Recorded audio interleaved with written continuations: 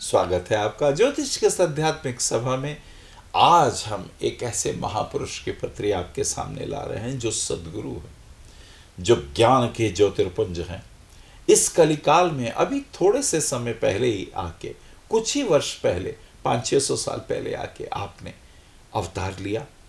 जी हाँ, मैं तो कालू राम के घर में आपने जन्म लिया और बचपन से ही आपकी प्रवृत्ति जो थी संतों के सत्संग में गुजरती थी। आपके पिता ने आपको कुछ धन दिया कि जाओ पुत्र, कुछ व्यापार के लिए ये धन ले जाओ और कुछ कमाई करके घर आना। और उनको रास्ते में संगत मिल जाती है साधुओं की, उस जो भी रुपया था उन्हीं को बांट देते हैं, कुछ कंबल दे देते हैं, कुछ भोजन करा देते हैं। घर आके कहते हैं पिताजी आज तो मैंने बहुत अच्छा उन रुपयों का सदुपयोग किया। पिता बोले बेटा क्या व्यापार किया, कितने कमाई करी? बोले मैंने धर्म की कमाई की है, मैंने भूखों को अन्न दिया है, मैंने जिनके पास वस्त्र नहीं थे उनको वस्त्र दिए हैं। पिता हैरान हो गए कि ये व्यापारी है, ये कैसा व्यापार है।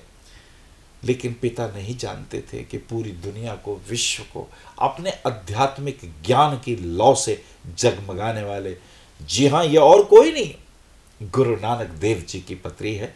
इनकी कुंडली में भी हमारे मन में भाव पैदा हुआ कि देखें सदगुरु गुरु नानक देव की पत्री में ऐसे कौन से योग हैं जिन्होंने आपको इतनी दिव्यता, महानता, इतनी तेजस्विता, इतनी तपस्या और इतनी अडिगता प्रदान करी। जी हाँ, सिंह लगन की आपकी पत्री हमारे सामने ये रही आपकी पत्री। सिंह लगन की जन्म पत्री में कौन कौन से योग दिखेंगे? सबसे पहले यो भाव स्वामी युक्तों का और दृष्टों का योग देखें कि कौन कौन से प्लैनेट इस प्रकार के हैं। लगन का स्वामी चतुर्थ भाव में और मंगल अपने ही घर में, वृश्चिक राशि में मंगल का होना। चौथा घर मन का होता है। अब मन का घर में मंगल और सूर्य का होना, मंगल साहसी, दुस्साहसी बनाता है और सूर्य आत्मा का प्रकाश दे देता है, ज्ञान का प्रकाश दे देता है। और बुध अभिव्यक्ति, वाणी की अभिव्यक्ति। ये कमाल हो गया। चतुर्थ भाव में मंगल का अपने घर में होना, ये यो भाव स्वामी युक्तो दृष्टो। अब युक्त है मंगल अपने ही घर में, ये पहला योग। दूसरे तीसरे घर का स्वामी शुक्र देखिए, पराक्रम का स्वामी शुक्र है। शुक्र अपने ही घर में, इनका पराक्रम, इनका काव्य था। जो कुछ भी इन्होंने अनुभूत किया, जो कुछ इन्होंने चखा वो चखाया। और चखाने का माध्यम क्या था? इन्होंने शब्द के माध्यम से, कविता के माध्यम से, काव्य के माध्यम से अपनी बात को सामने रखा। शुक्र तीसरे घर में, अपने ही घर में एक दूसरा बल शुक्र तुला राशि में, मंगल अपनी ही राशि वृश्चिक में। ये दो बल आपने देख लिए। उधर शनि को देखेंगे, 10वीं दृष्टि से वो दशम भाव को देखते हैं और अपनी कुंभ राशि को देखते हैं। शनि अपनी राशि को देखते हैं, ये बहुत बड़ी बात है। दशम भाव जो होता है राज्य कृपा का होता है, परमेश्वर की कृपा का होता है, अध्यात्म की कृपा का होता है, वो आपको पूर्ण रूप से प्राप्त है। देखा आपने। और एक बल देखिए, गुरु 7वीं दृष्टि से अष्टम भाव को देखते हैं। 8वां भाव जो होता है वो अध्यात्म का होता है, वो परमात्मा की राह में सत्य को जानने का होता है, ध्यान का होता है, धारणा का होता है, समाधि का होता है, यम नियमों का होता है, कुंडलनी शक्तियों का होता है, आध्यात्मिक मूल्यों का होता है। जुपिटर अपने घर को देख रहे हैं, ये एक दूसरा महान बल। और ये जुपिटर चंद्रमा को भी देख रहे हैं। चंद्रमा को देखने से गजकेसरी योग हुआ। आप भी शहंशाहों के शहंशाह हैं, जिसमें बड़े से बड़े राजा महाराजा भी शीश झुका दें। और गुरु नानक देव जी की 4 उदासियां कौन नहीं जानता? पूर्व पश्चिम उत्तर दक्षिण, आप जगह जगह गए, आप संतों से मिले, महंतों से मिले, तार्किकों से मिले, ज्ञानियों से मिले, ध्यानियों से मिले, आप तांत्रिकों से मिले, आप अघोरियों से मिले, आप हिंदुओं से ही नहीं मिले, आप मुसलमानों से भी मिले, आप उनके भी बड़े बड़े आध्यात्मिक गुरुओं से मिले। और उन सब ने आपके अध्यात्म का लोहा माना। आपके ऐसे ऐसे कर्तव्य, ऐसे ऐसे चमत्कार हैं कि इस थोड़े से समय में मैं उस सदगुरु की वाणी को क्या कहूं। लेकिन इतना समझे कि उनका मूल मंत्र था एक ओंकार सतनाम। ये बहुत बड़ी बात है।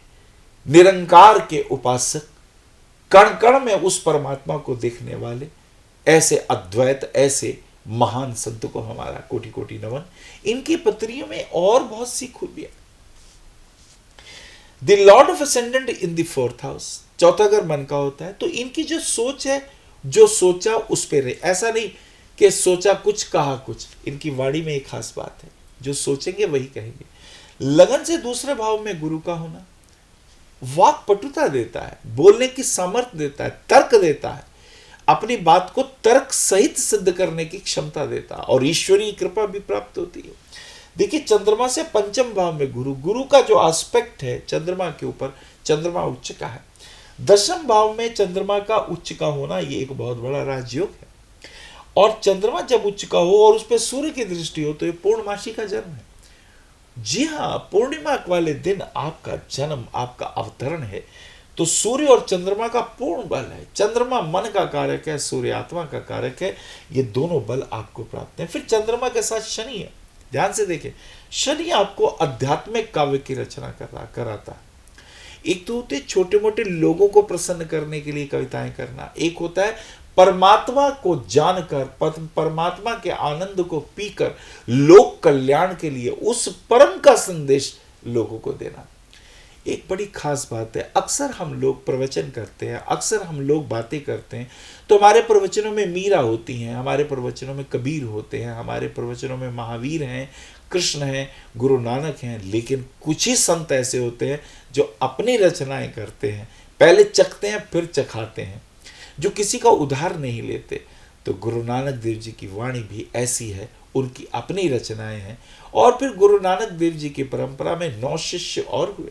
गुरुदेव, गुरु नानक गुरु है, उसके बाद जो 9 है वो उसी परंपरा के, उसी दीपक के प्रकाश और आगे तक गए। आपने श्री गुरु ग्रंथ साहब के अंदर आपकी वाणियां अलौकिक रूप से बिल्कुल चमक रही हैं। तो ये दिव्यताएं आपकी जन्मपत्री में हैं। राहु पंचम भाव में, प्रोफेशनल बुद्धि के भाव में, जो कि अंधविश्वासों को काटता है, जो कि अंधेरे में रोशनी को लेकर प्रकट हुए, ऐसे गुण आपकी पत्री में देखे जाते हैं। शुक्र तीसरे भाव में आपको अतुल पराक्रमी बनाता है। गुरु आपको वाणी की अभिव्यक्ति में अद्भुत श्रेष्ठता देता है। ऐसे दिव्य भाव आपकी जन्मपत्री।